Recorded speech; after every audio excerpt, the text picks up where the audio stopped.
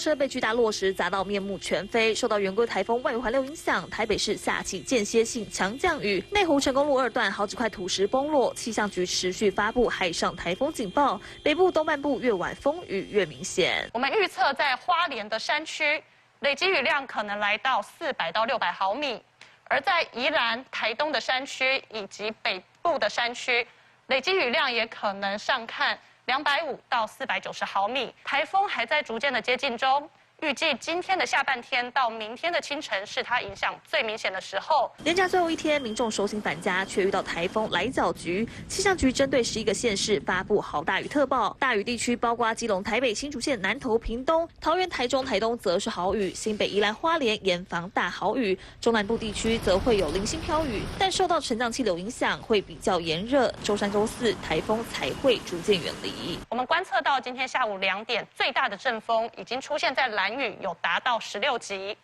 而云林以北的沿海，还有东半部沿海以及恒春半岛跟各个离岛，也都已经出现了9到12级的强阵风。圆规台风持续朝西移动，进入巴士海峡，不太可能会有路径。台风假也得达到平均风力7级以上或10级以上阵风，本岛平地几率小，还是得面对风雨上班日。30分余的星光顺台报道。